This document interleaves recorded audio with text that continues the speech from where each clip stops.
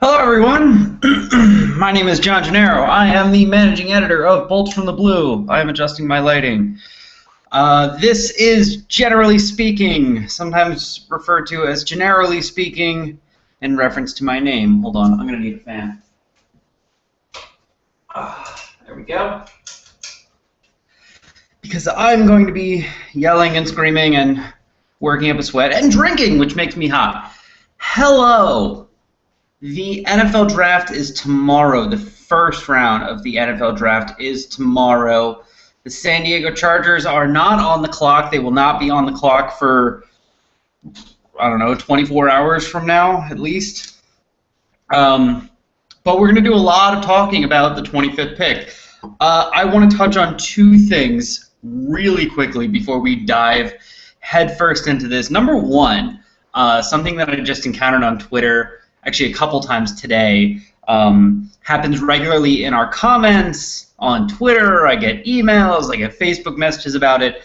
People complaining about the fact that I do these at night. Currently it is 7 p.m. Pacific time on a Wednesday. I do these at night because I have a job. Not a 9-to-5 job, a 9-to-6 job that is 45 minutes away from my lovely apartment. So I do these when I can, which is either going to be 5 in the morning or 7 at night. That's why they're so late. If you are a fan, and I know I don't have a lot, I'm amazed that I have any, but I know I have some. If you are a fan, to use a Jim Rome term, bang your monkey. Why the hell not? If you want to see or hear John Gennaro during regular hours on a regular basis, contact, probably not 1090, contact 1360, Extra Sports 1360. Their wonderful program director's name is Brian Long, or you can bother Ben Higgins, or just tweet at the Extra 1360 Twitter. Tell them you want to hear John Gennaro every day, all day long, because he is exciting, he screams, he gets angry, he is fun. That's what you want. Maybe co-hosting with Annie, because why not? Annie needs a job, I think. Anyway, so from now on, when you're like, hey, why are you doing this at a weird time? And hey, why did you skip last week? I really wish you did this weekly. Like, I do the blog during my free time. I do this during time when I should be like out being social. I should be doing laundry right now or something else besides sitting here and talking on a video for an hour. But I do it because you guys really seem to like it. And every time I give it up for a couple weeks or even a couple months, I get emails, I get tweets, people asking, when's it coming back? I love watching it.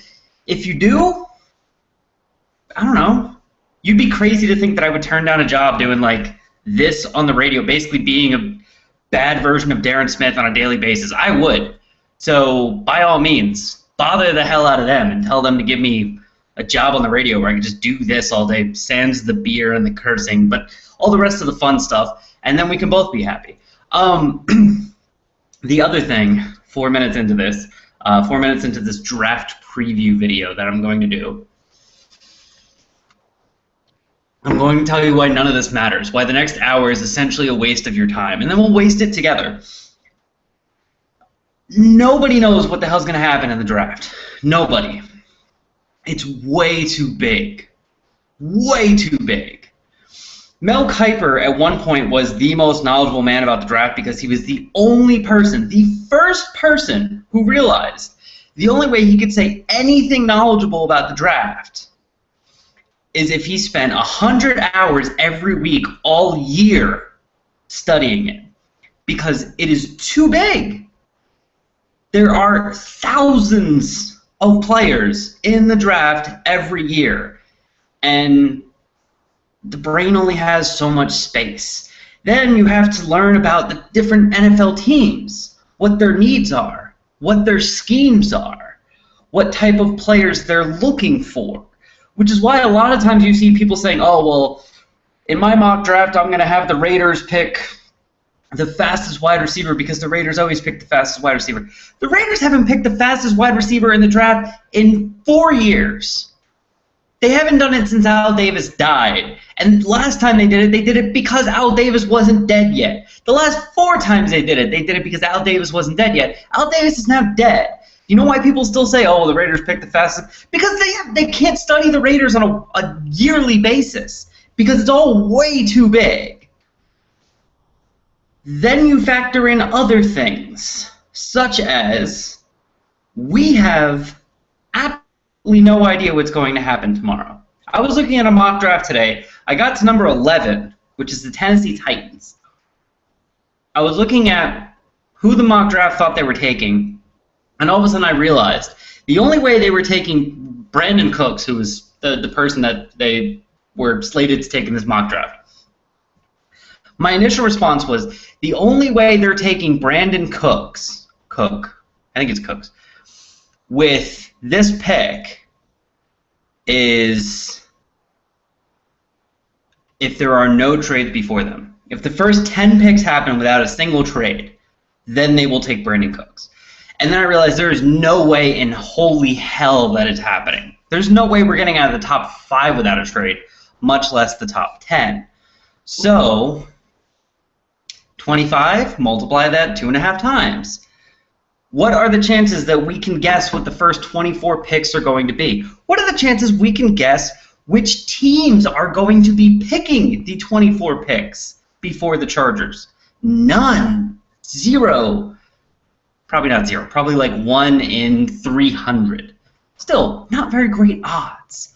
So the idea that I know who the Chargers are going to pick at 25 is absurd because I don't know what's going to happen with picks 1 through 24 at all. I can take guesses. That's all this is. This is guesses. This is guesses from someone who has studied some tape on players, some players, and knows the Chargers roster pretty well. Things that I don't know. Why they signed Brandon Gee. How much they like Brandon Gee. How much they like the Canadian wide receiver. How well Steve Williams is doing in his rehab from his injury last year. How much that shoulder injury that was reported for Corey Liuget earlier today from Kevin Acee was actually a big deal, and how much of it is the PR staff actually trying to cover up the fact that he played like shit last year. So all of this is stuff that the Chargers know that nobody else does. So no matter how many rumors you hear, you're never actually going to know what players the Chargers are targeting because maybe they love their cornerbacks. Maybe they got all the cornerbacks they want and need. Maybe they have all the wide receivers they need. Maybe they absolutely love their offensive line. We have no idea. We can guess because we can look at the roster and we can make our own judgments and make guesses based off of that. And we can look at the players that the experts say will probably or possibly be there at 25, but we have no idea. Aaron Rodgers was taken in the bottom half of the first round. I remember every mock draft in the world had him in the first 6 picks. So we're going to sit here, we're going to talk about players, we're going to talk about team needs, but I don't know the roster. I know the roster on paper, but I don't know where players are. I don't know how the front office views them, so I don't know what they view as team needs. And they're obviously not going to come out and say it. And then on top of that, there's obviously players out there that I can't study because, shit, I just told you, I have a job. I have a life. I have stuff to do. So I spent 4 days looking at guys, which when people want to make fun of Mel Kiper, that's fine, but Mel has studied 40 to 80 to 100 hours every week, all year long. He definitely knows more about this draft than I do. So that's your none of this matters speech. I'm glad that there's twice as many of you here now as there were at the beginning of that speech. Makes no sense whatsoever. But now, let's get to your comments. This is going to be one of those shows where it's mostly me going through your comments. I'm going to read this one because it made me laugh. One great reason for John to get a radio show, it's audio only. Trust me, if there was a way as easy as this to stream just the audio, I would be doing it. Oh, it's probably a little bit funnier to watch me get drunker and drunker than it is to hear me. John and Ben in the morning, anything to get rid of Chris.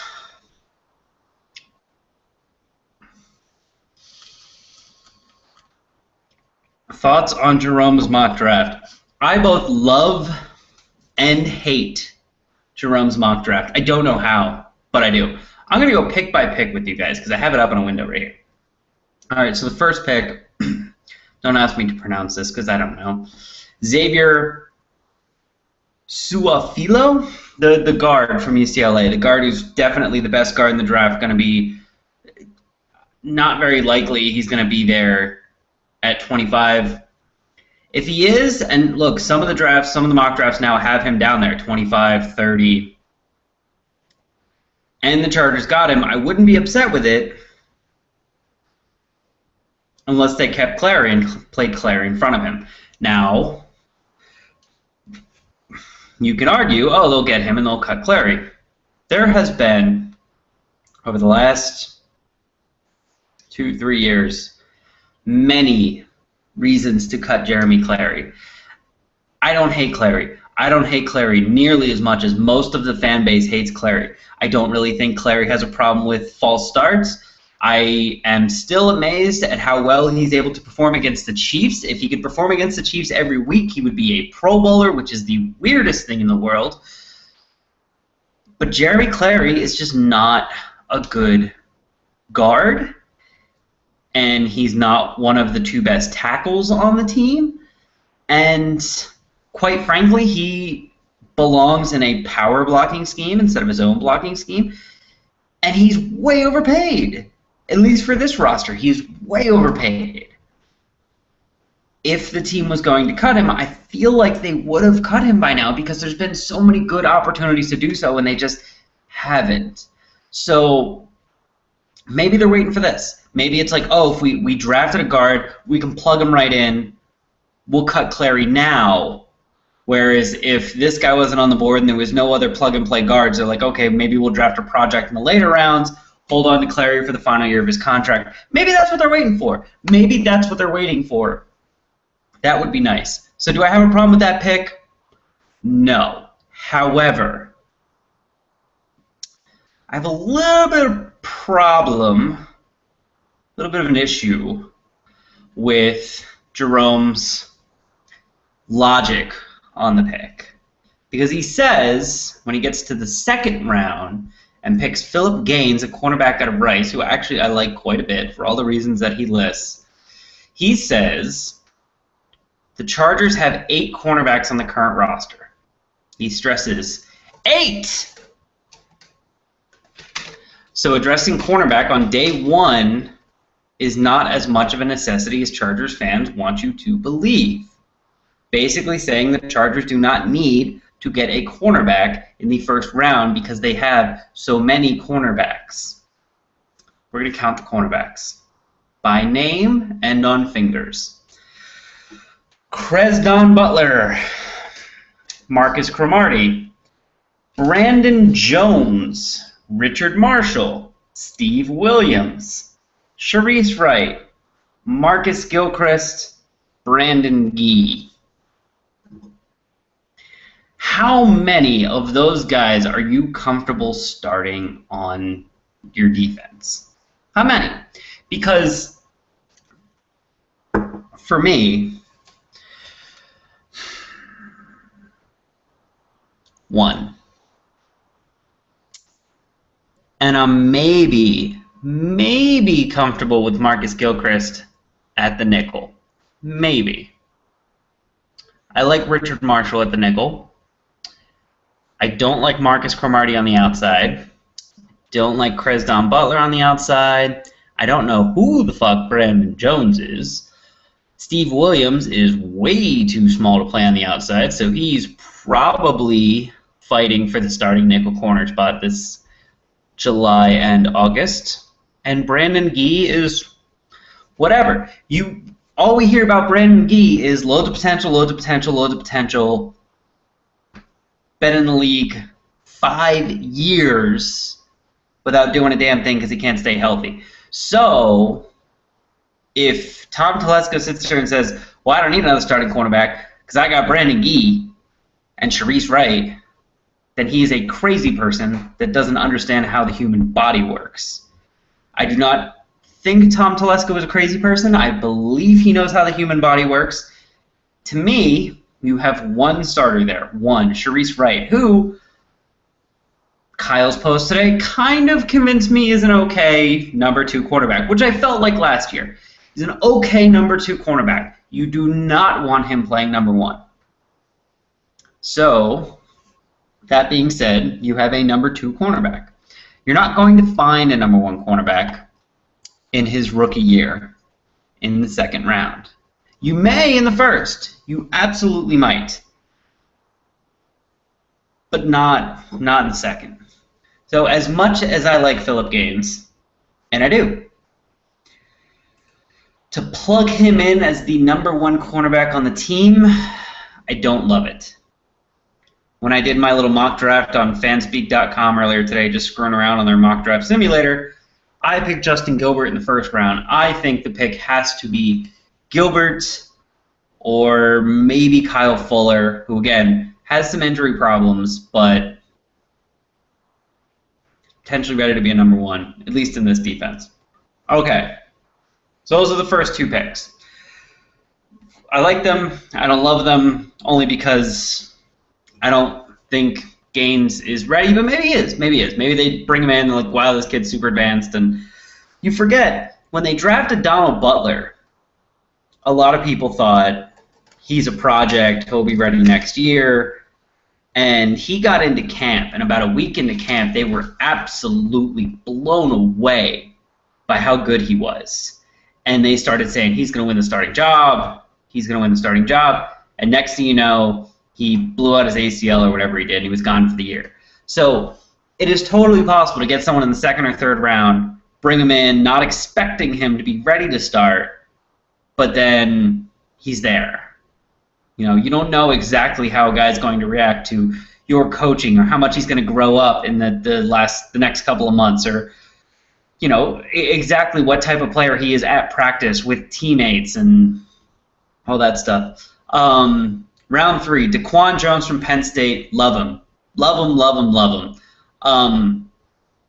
Not exactly who I thought when I was looking at nose tackles. I don't know that he totally fits that role, but I like him. So I'd be happy with it. I'm not saying he would start there, but he would be a very good rotational guy at nose tackle or in the 4-3. Josh Huff, speedy Oregon guy. Can never really have enough speedy Oregon guys as far as I'm concerned. DeAndre Coleman. Again, if you're getting Daquan Jones, do you really need another defensive end? At this point, you have Legit, you have Reyes, you have Lawrence Guy. Hold on, still have the roster in front of me. You have Demick Scaife. Lissamore, you know, can play out there. I don't know that I use a 5th-round pick on one of those guys, but not going to be too upset if it happens. Justin Britt out of Missouri with the 6th-round pick. Totally agree with Jerome when he says capable player so much that I don't think he'll be here this late. I also picked him, I believe, in the 6th round of my mock draft. He will probably be taken in the 5th because he is a very good player. A very good player. He may not be ready to start this year, but he is a very good player who will probably be a starter in the league sooner rather than later. And then Jay Prosh, I'm assuming that's pronounced, H-back, Auburn. Didn't really watch much of him. I mean, I predicted a couple days ago that there would be a rookie picked up that would be the starting fullback this year. So, boom, there you go. Pick him up, make him your starter. No problem with that. Okay, so those are my thoughts on Jerome's draft. Let's see. Did I touch on... Okay, the legit question.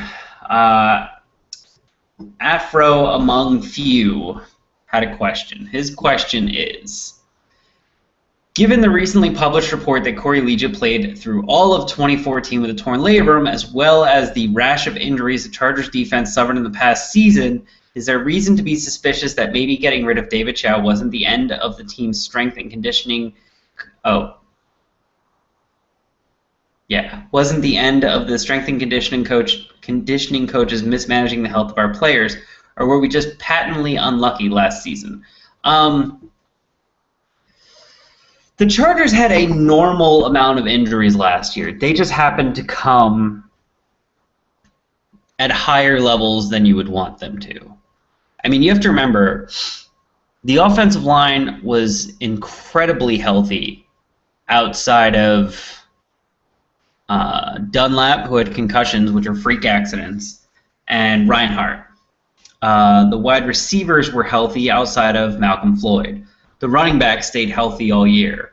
Ingram got hurt in minicamp. Freak accident. Freeney's injury was legitimate, but he's old. And Manti Te'o, look, rookies sometimes can't handle that beating in their first year. Not even in training camp, not even in practice, not even in the preseason.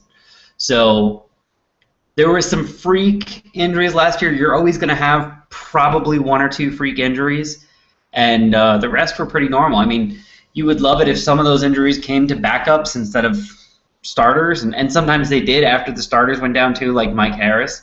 But I don't think there was such a rash of injuries that we need to worry about it. And I don't know that David Chow was really the reason that the team had so many injuries in the past. I think he was just bad at getting players actually back on the field. You know, it wasn't so much that players got injured more often with him, they just stayed injured longer. So the fact that Ingram came back so fast, the fact that Manti came back and was able to play, these are things to look at and say that's a good, health group that the team has going on there. Okay, 25th pick. If there's no cornerbacks available worth the 25th pick, I'd like to see Telesco trade down, collecting a large selection of picks in the second and third round. Any chance of that happening? Look, every single year, we're going to see it again this year. I've given in. It's been like 5 years in a row now. Not many teams trade down except the New England Patriots. The New England Patriots, for whatever reason, will have the 30th pick in the draft this year, I believe, will trade down 5 picks and pick up a third rounder, and then they'll trade down 5 more and pick up another third rounder, and then the third round will come and they'll have 6 third-round picks, and that'll be amazing for them, or 6 second-round picks. Would you love every team to be able to do that? Do you want your team to be able to do that? Absolutely. If every team could give up their first-round pick every year and exchange it for 2 second-round picks or a second-round pick and a third-round pick, you do that in a heartbeat. Because rounds 1, 2, and 3 are your potential starters in the future. Everything after that is a project or depth.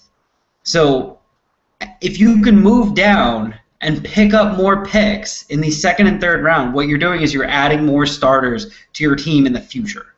Of course you want to do that.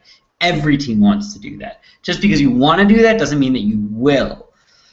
What Charger fans really need to pay attention to is the 4th pick in the draft. Because if by some chance, the Browns do not pick a quarterback with that 4th pick in the draft, they almost have to with the 26th pick in the draft, which means people will be calling the Chargers looking to get whatever the top quarterback on the board is. So hope for that. That's one way in which it could happen. But I don't, it's not like Telesco doesn't want to trade down. Everyone wants to trade down all of the time. Okay. Jernigan, I read what Kyle said about drafting a defensive tackle and how in this defense he's essentially a one-down player because we use a nickel formation so much.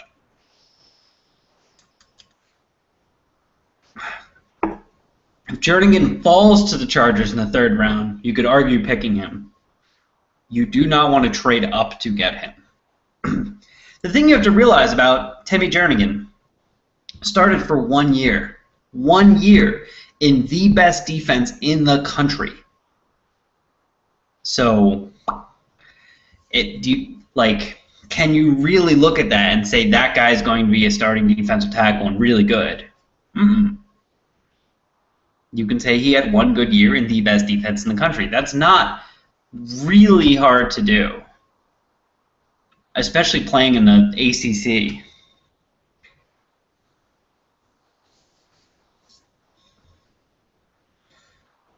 I'd prefer if we're not on the clock at all tomorrow. Blah, blah, blah, trading back down. Yes, we all want to trade down. Oh man, you will get destroyed on Reddit if you have a negative opinion of Legit. The Reddit Charger fans, there are some smart ones out there, but they are quiet. The Reddit Charger fans, to me, feel like the people that used to be on, like, I don't know, Bolt Talk, that think they're really smart and think you're really stupid if you disagree with them. I've never had that point of view with Charger fans, ever.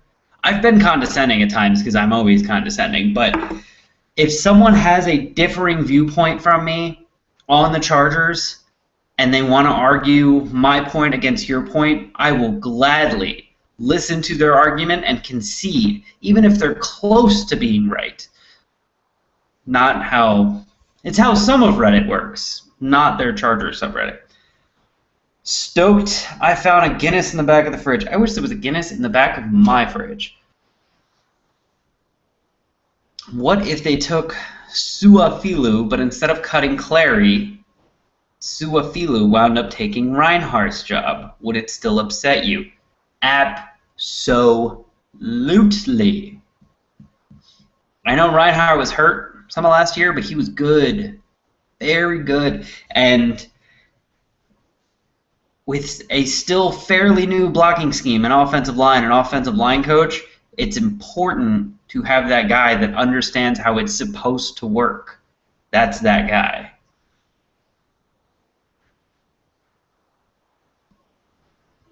Wonder what would have happened if Chargers had taken Ben Hamburger. I'm assuming that's Ben Roethlisberger. I wanted the Chargers to take Ben Roethlisberger. That's a little secret that I don't know that I've ever revealed on the blog or on one of these videos, is leading up to the draft. It was before Bolson Blue existed, so I would talk to friends and I would talk to family, and I have one uncle who's a very intelligent football fan and kind of a Chargers fan. They annoy him enough, and he didn't grow up with them, that he sort of jumps on and off the bandwagon at random times. Would argue about who the Chargers should take, and he wanted Eli Manning and was like, just sign him, throw money at him, sign him, throw money at him, he'll come play. And I wanted Roethlisberger because I wanted the mobile quarterback. I was like, look, we tried Breeze, it didn't work. You know, Eli Manning, who knows? He played against nobody. Phillip Rivers has that goofy motion that, you know, he's the next David Carr. That's what everyone said about Rivers. He's the next David Carr. And in some ways, they were absolutely correct. The difference is Rivers is 6'5", and David Carr was like 6'1". Doesn't seem like a big difference, but it is. And those 4 inches are what allow Rivers to throw that way and what didn't allow David Carr to. So, and everyone's going to say, they're going to pop up in a second, they're going to say, David Carr didn't have an offensive line. He set the record for sacks in a season. He set the record for sacks in a season because he never trusted himself to throw the ball. Because he would drop back, he would see a guy, and he would think, well, there's a defensive lineman standing in front of me. If I try and throw it, he's going to knock it down. So he would be looking for passing lanes the same way Doug Flutie and Drew Brees look for passing lanes. And he wasn't smart enough to find them or didn't have enough scrambling ability, whatever it was. And he became so gun-shy that he just got sacked all the time. Joey Harrington, I was a huge Joey Harrington fan coming out of college. Huge. Somewhere I have a Detroit Lions Joey Harrington bobblehead from his rookie year because I was such a big Joey fan. And I was certain that Joey was going to work out because he had all of the tools. Joey had 2 problems. Number one, he was short like David Carr. Number two, his receivers were so bad that at running routes and timing and all of that, just the worst wide receivers, that he became gun-shy about throwing the ball before they were open. They had to be open before he would throw them the ball. And because he had so many experiences of, throwing one way, a guy cuts the other way, or throwing one way and the guy cuts a second too late, and just pick, made him look terrible, so he became gun-shy, and he never really recovered from that. So that's a long way of saying, I really wanted the team to draft Ben Roethlisberger, because in my mind, Ben was foolproof. Don't have an offensive line? It's fine. He'll run around, he'll make time. You don't have anyone that can get open quickly? Fine, he'll throw downfield. He's got the rocket arm. You do have people that get open quickly. He's accurate too. This was before all the bad rape, motorcycle accidents, whatever. I thought he was a can't-miss prospect. The only knock on him, was that he hadn't played against fantastic competition. I didn't care. All three of those guys essentially had that knock on them. So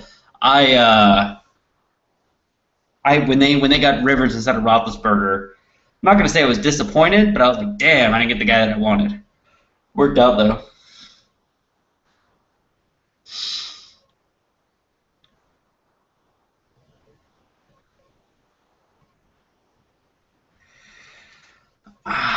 Okay. This guy says...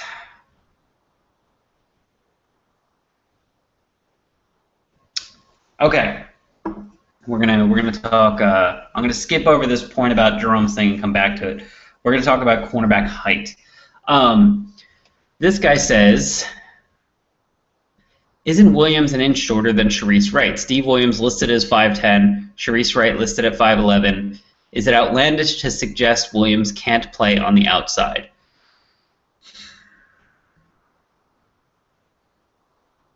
Okay, there's two things that go into this, and neither one of them can really be proven. So it's kind of hard to say this. I love to say things that can be backed up with facts, and this is just sort of like eyeball test thing. Steve Williams, I'm willing to bet you, is not 5'10".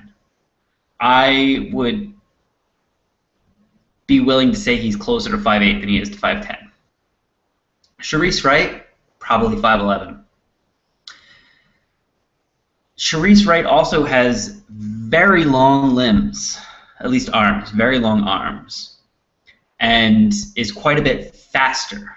Steve Williams is quick, and fine, let's take the speed out of it. Sharice Wright has long arms, like Antonio Cromartie-ish long arms, which certainly help when you're a cornerback, because it gives you that extra inch or two when you're reaching for the ball to knock it over.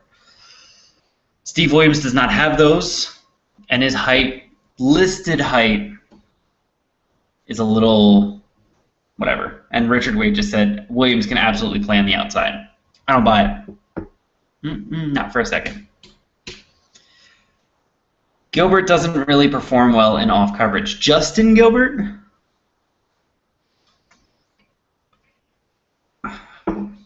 Gilbert performed well at everything. Everything. Even the times in which he gave up passes in off coverage had everything to do with the fact that he's a young kid and he hasn't worked the timing out perfectly yet. But you could see he did exactly the right thing, which other cornerbacks never do, which is he followed his guy, stayed a foot behind him, read the cornerback. Didn't let his guy get out of eyesight, kept his eyes on the quarterback. That's what he did on short routes and off coverage, and it was beautiful. And it led to interceptions, and it led to knocking the ball away, and that's the type of shit that veterans do. Not rookies, veterans. So I saw everything I needed to see as far as him playing off coverage to be very confident that he could do it fantastic at this level. Drafted cornerbacks go to San Diego to die and become free agents for other teams. Quentin Jammer is the exception to the rule. Antonio Cromartie was never a free agent for another team. Look, A.J. Smith drafted Actually, I think John Butler drafted Quentin Jammer. I believe A.J. Smith drafted Drayton Florence. Think he drafted Sammy Davis. There's someone else I'm trying to think of. That wasn't very good. Yes, A.J. Smith drafted some cornerbacks that haven't worked out. When's the last time the team a high draft pick on a cornerback? It was Cromartie, and that actually worked out. And before that, I couldn't tell you. For a while there, A.J. Smith seemed like he thought he could find starting cornerbacks in the 4th round, and he can't. He just can't.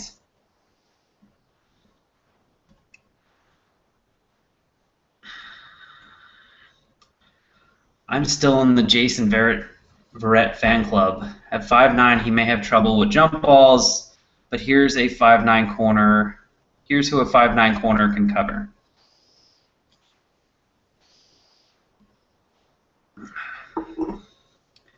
Okay. The Chargers drafted him. I wouldn't hate it. He obviously has some skills, but I think there's going to be better options there at 25.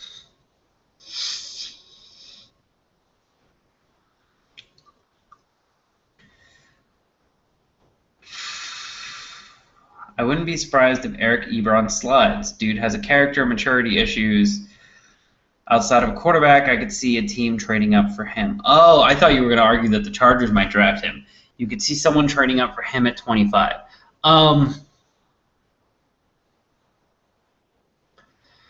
No, I don't agree with you.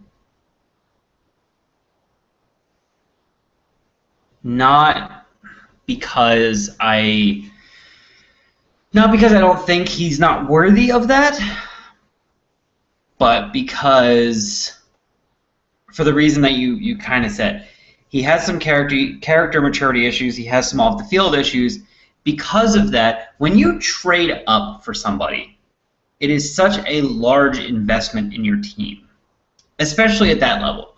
If you're trading into the 1st round, you're probably giving up a 2nd or 3rd rounder. You're saying to your fan base, this guy is so good. We guarantee he's going to be so good that he is worth 2 starters. He's so good he's worth 2 starting players. And you don't necessarily want to do that with a guy that you're like afraid might have off the field issues. You don't want to say this guy is worth 2 starting players and then 6 months later he's getting arrested and the fans are going, oh God, not only did we use a 1st round pick, we also lost our 3rd round pick.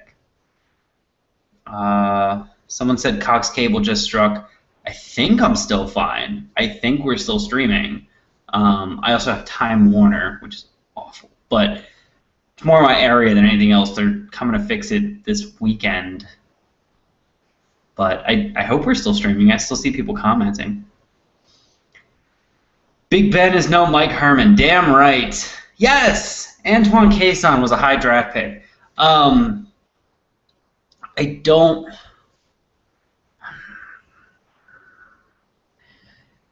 Okay. I wouldn't call Antoine Cason a bust. I wouldn't say he came here to die.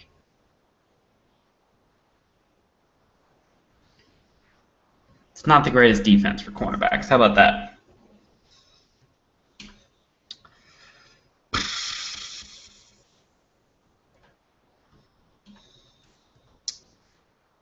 Am I still running? Am I still going? Looks like my comments stopped. Maybe my internet is dead. No, still seems to be going. All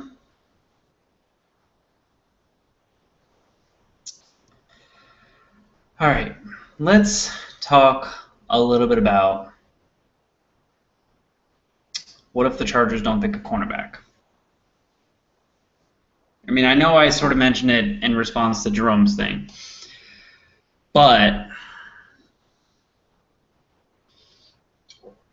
I'm saying, what if they don't pick a cornerback, period?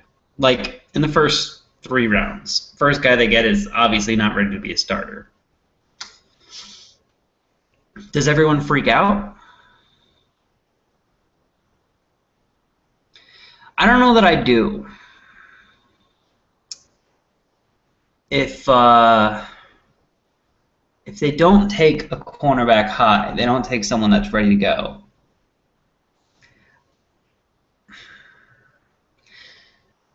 Okay, it's the point that I've been making all season long. The thing that I believe Tom Telesco is doing that A.J. Smith never ever did is I think Tom is building towards strength instead of trying to cover up weaknesses.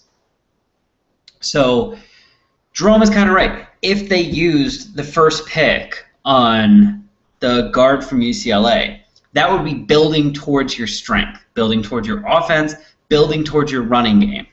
That would also help with the defense and with the cornerbacks.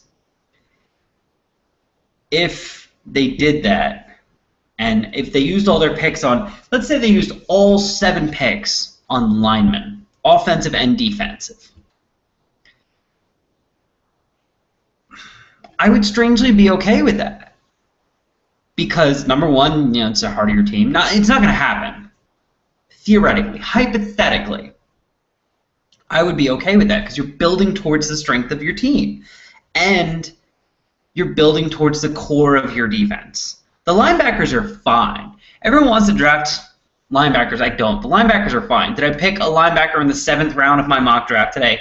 Yes. I did that because if Butler or Teo gets hurt, Reggie Walker's fine, but Andrew Gachkar's fine. You could always use more depth there. Why not? So, but I like the linebackers. I like the safeties for the most part.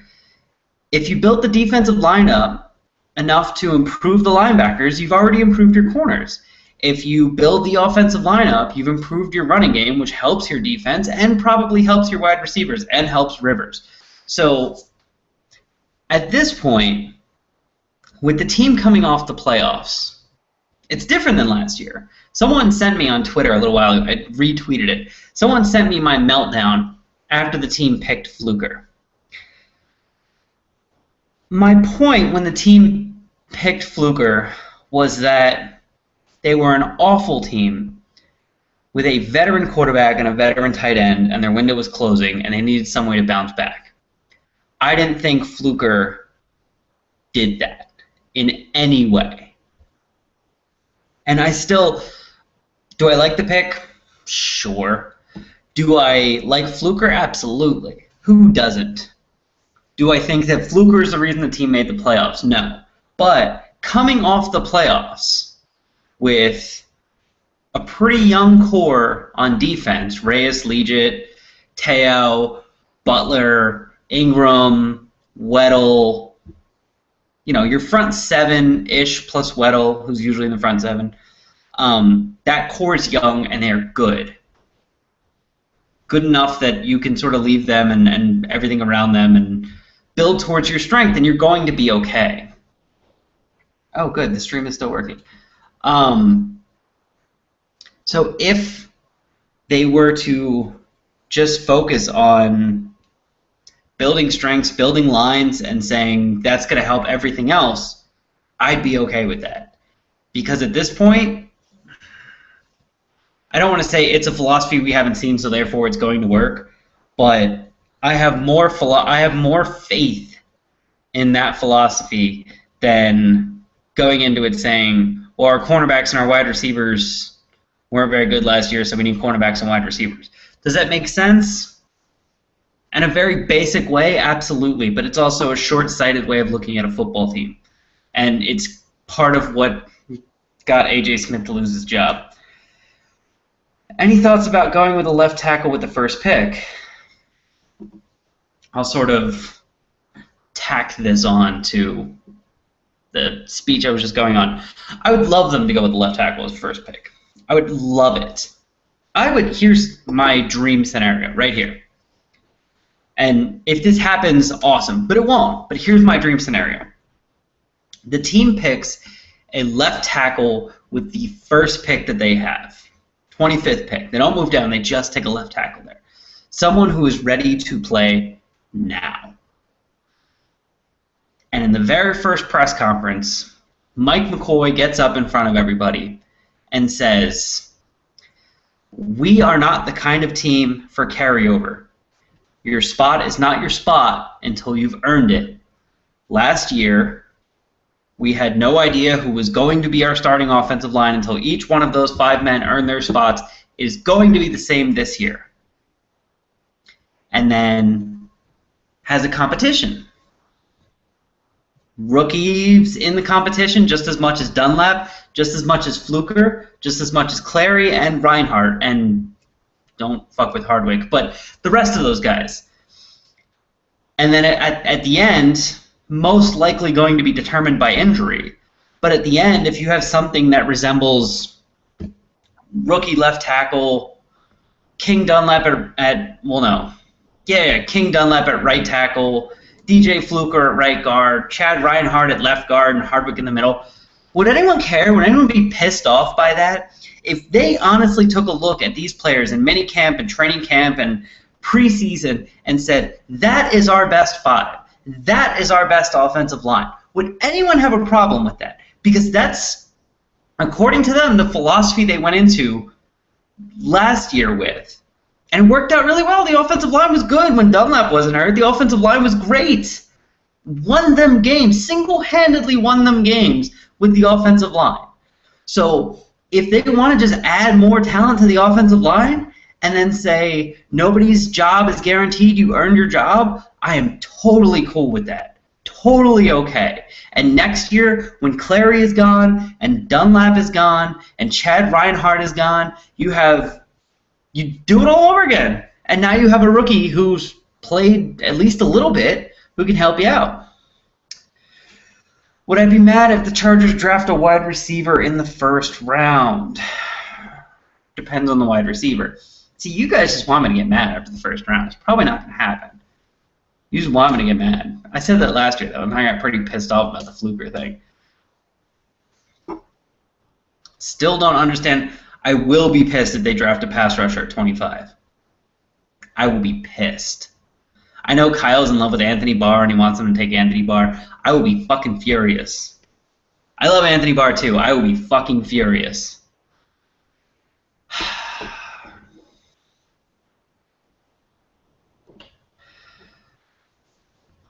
Our defensive back sucks so bad because our pass rush is at times non-existent. Back when Crow was a superstar, we had Sean Merriman dominating. Kind of true. I'm going to give you another name. I'm going to toss another name out there for you. Clinton Hart. Picked up off the trash heap. Literally the trash heap.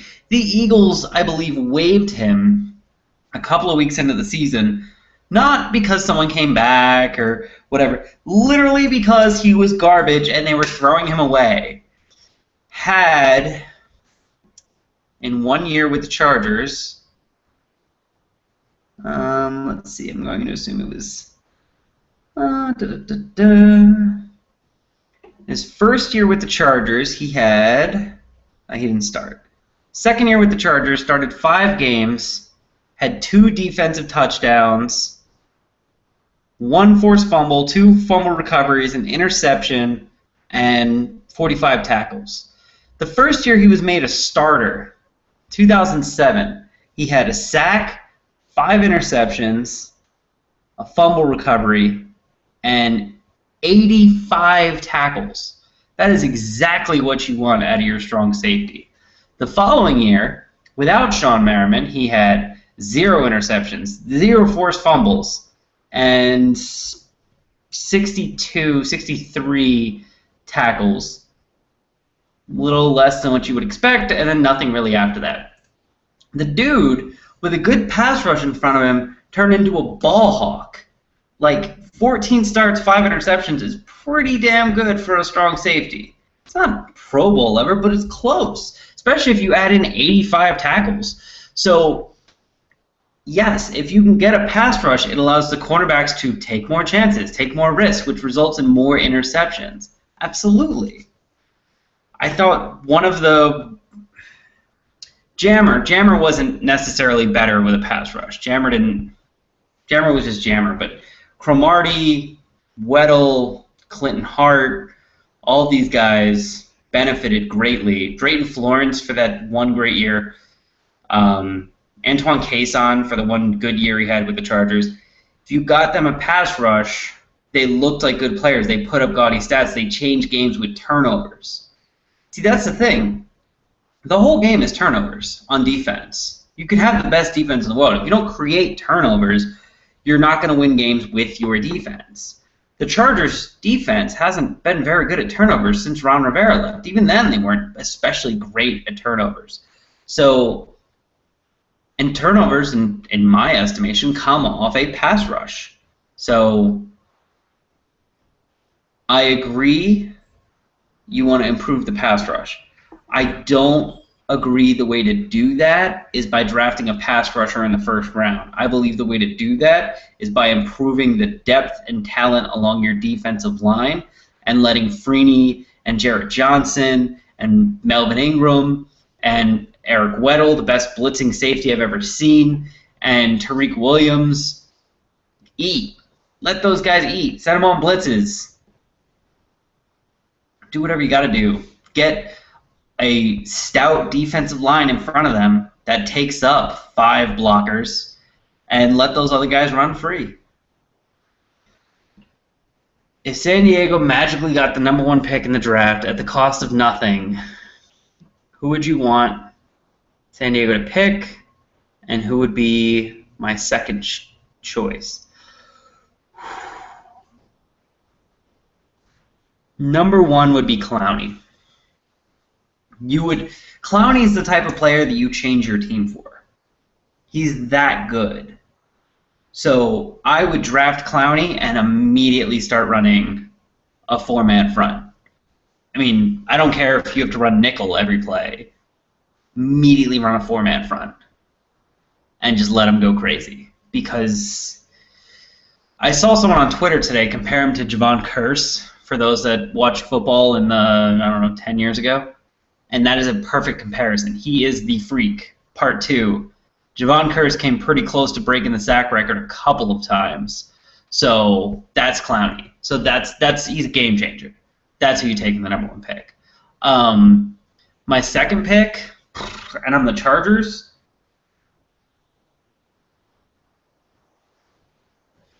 Sammy Watkins, probably. Because he would be an absolutely perfect match with Keenan Allen and Phillip Rivers in this offense, and they'd just be impossible to stop at that point. I could make an argument for Khalil Mack or Jake Matthews or Greg Robinson or any of the other guys you guys named, but those are my two. Whoa, whoa, whoa, whoa, whoa, whoa, whoa. A little while ago you said you talked to someone close to the team and they told you who they were likely to pick. However, you said at the time you couldn't tell us for some reason. Could you tell us, loyal listeners, now? That is not what I said. Holy shit. No.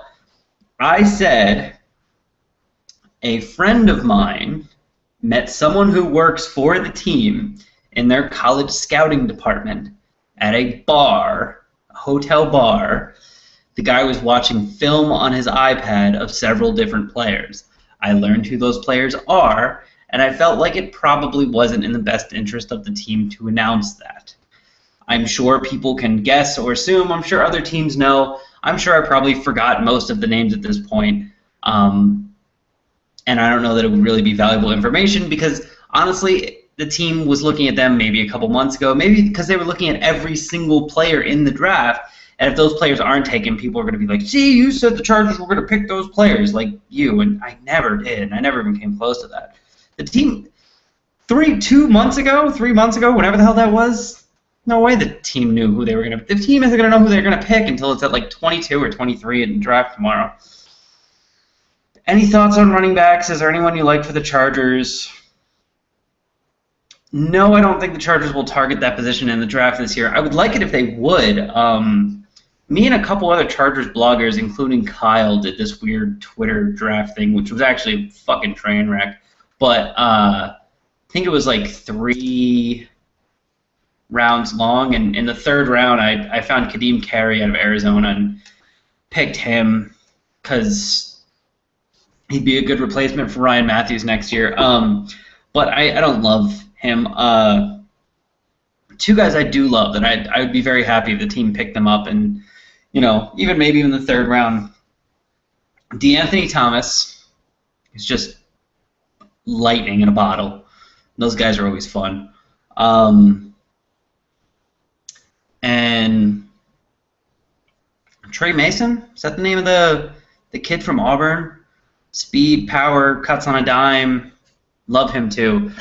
You don't want to pick either one of them anywhere before the third round, and even that's kind of high for a running back. But both of those guys can contribute in some way as rookies, and both of them provide you with something next year. If you have DeAnthony Thomas, maybe you don't need to sign Danny Woodhead, or maybe you don't need to re-sign Eddie Royal. If you have Trey Mason, maybe you don't need to re-sign Brian Matthews. So I wouldn't mind either one of those guys, but I don't see the team targeting that position this year. I could be wrong, though. Martavis Bryant. Are you the same guy that asked me about Martavis Bryant last year? My response to last night. My response about Martavis Bryant last night is that he needs to learn how to catch the football. He's a good wide receiver, kind of. Doesn't really run routes, and not very good at catching the football. He's fast, he's physical, kind of smart, doesn't run routes, not very good at catching the football. So in that regard, probably more of a project if they got him in later rounds, maybe, but I personally don't ever like drafting wide receivers that aren't very good at catching the football. It's almost like an instinctual thing, not very much a thing you can learn. Just ask Darius Hayward-Bay. So I don't love Martavis Bryant for that reason. Just saw this stat on ESPN. In the last 4 drafts, 74% of Chargers draft picks are still on the roster, more than the Chiefs, Broncos, and Raiders.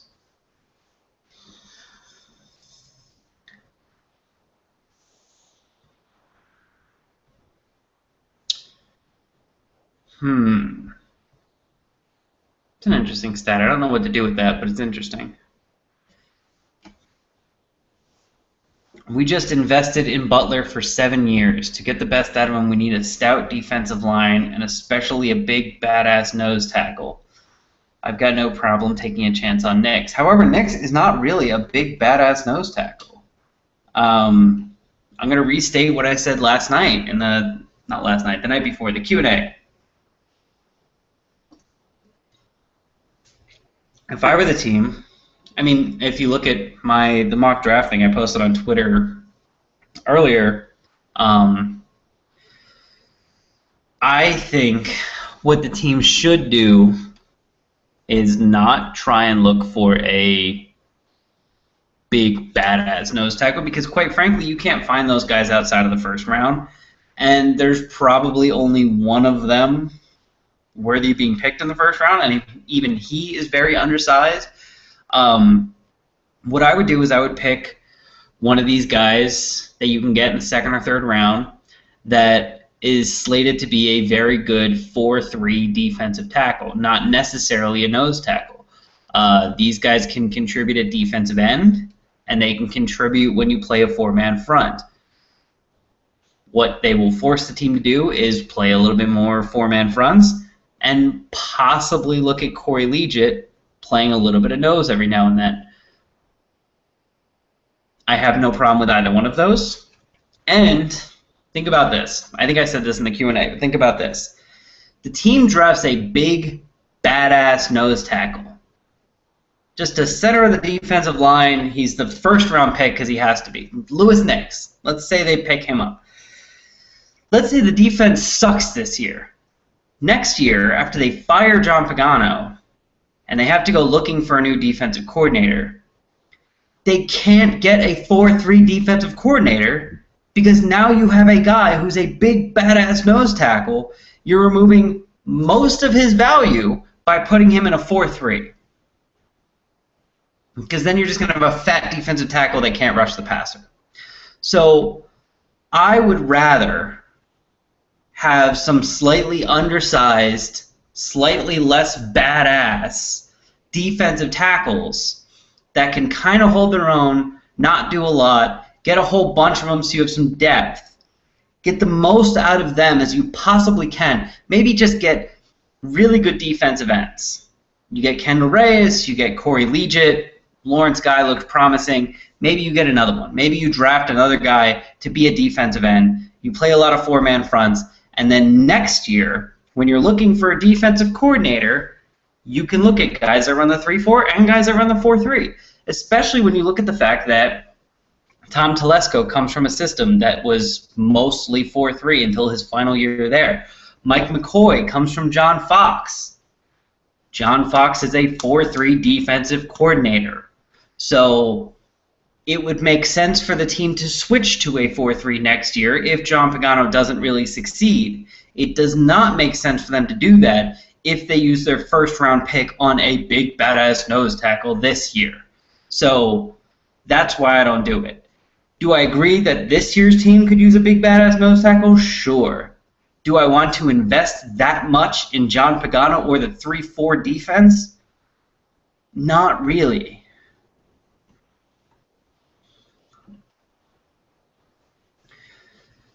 DeAnthony Thomas versus Dre Archer. I think it's Dre Archer, but it's probably Dre. I know, that guy is super strong and super fast. I don't know, DeAnthony Thomas, really here in a 4.5 40, that guy is super fast on the field.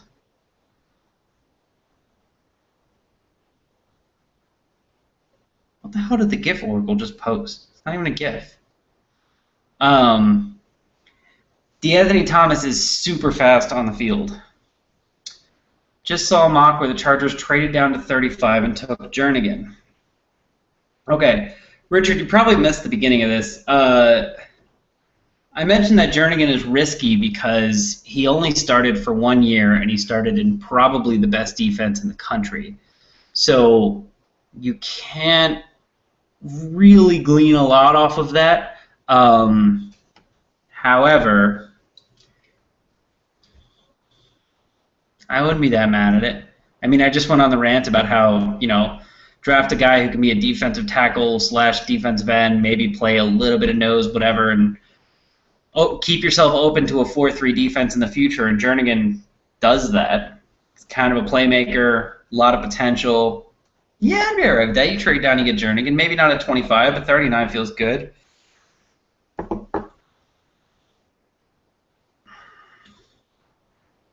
If we switch to a 4-3, what would happen to Teo? Could he be moved outside or just be depth? I think Manti and Butler can both play outside linebacker pretty well. The team would need to find a middle linebacker. Those guys don't exactly grow on trees, but it's probably a little easier to find a middle linebacker than it is to find a nose tackle.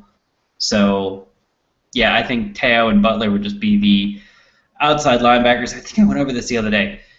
Teo and Butler would be the outside linebackers. The defensive ends would be, let's assume Freeney and Johnson are gone. So defensive ends would be Ingram and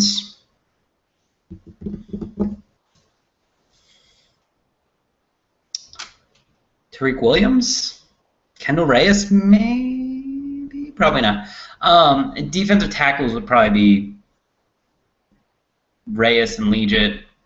Yeah, they need to go find a pass rush. They need to go find a defensive end and a middle linebacker. But the rest of the positions, I think they could fill with their current front seven quite easily. One, there is a big run on quarterbacks early in the draft and more talent falls to the Chargers. Or two, no quarterbacks early, specifically Cleveland doesn't pick one, making it more likely for a trade out of the position. Which is the better scenario? Oh, you're saying more talent at 25 or people looking for quarterbacks. And so I think, okay. Well, would you rather have the potential star at 25 or would you trade that to have two guys that are going to be solid starters in the second round? That's essentially the question you're asking. Would I rather have a shot at a star at 25 or two solid players in the second round?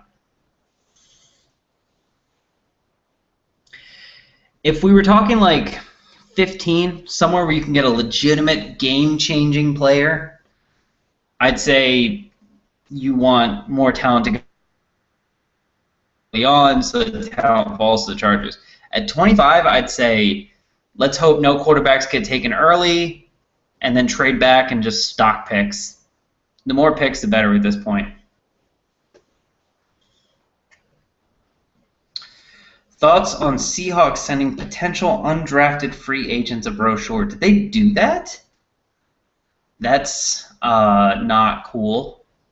I mean, if it's not illegal, then by all means, and it's super creative, but not really down with it. What is my opinion on Shazier? I don't know how any of the game film that I got, which was awesome, by the way. I'm not going to tell any of you how I got it because I probably shouldn't have gotten it, but it was literally coach's tape, which awesome. It's like coach's tape on a DVD of it was insane. Anyway, I didn't get any commentary, so I don't know how any of these guys pronounce their name. Hold on. I think I just glossed right over him because I didn't care and there wasn't really anyone on Ohio State I was watching outside of Roby. But let me see if I have any notes on him.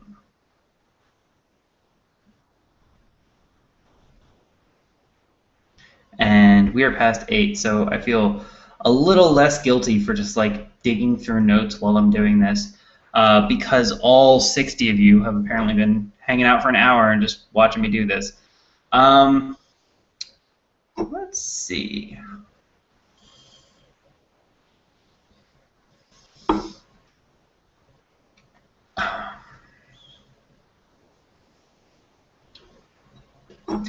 My notes say skinny and athletic. I guess I didn't care that much. Is he, you said we don't need an outside linebacker. Is he a potential pass rusher? I don't even know. The brochure is damn interesting. You should read it. I will. I'm clicking that link to read it as soon as we're done here. Nix was pretty badass in 2012. We shouldn't be concerned with what happens if we fire Pagano in 2015. Shouldn't pass on talented players just because they may not fit a defensive scheme we're not even running.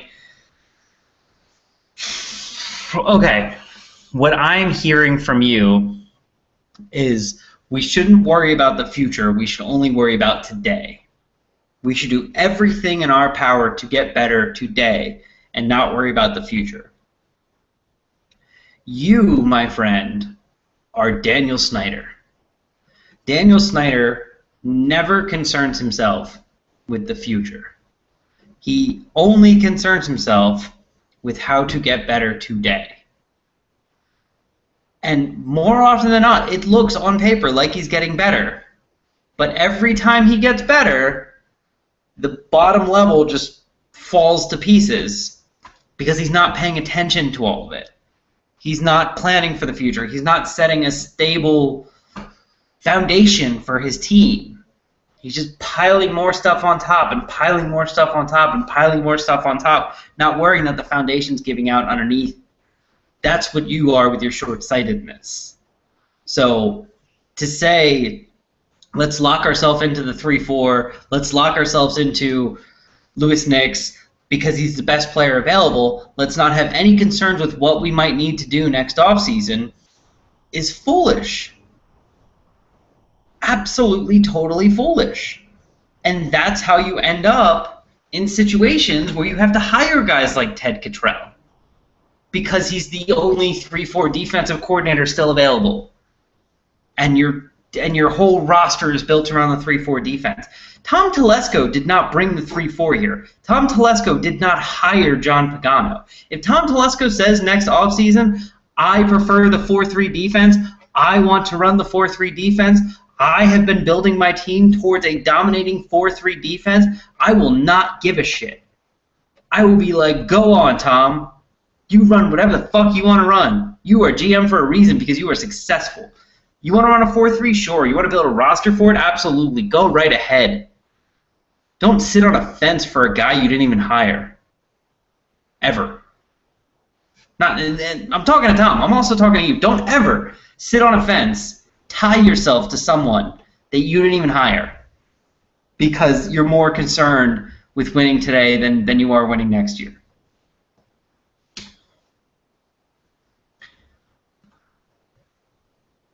There are more than 25 players better than Knicks in this draft. He won't be the best player available at 25. Someone's been listening to Kyle. Darren Sproles ran a 4.740. Yikes. Crazy. Absolutely insane. Chargers top 10 in undrafted rookie playing time.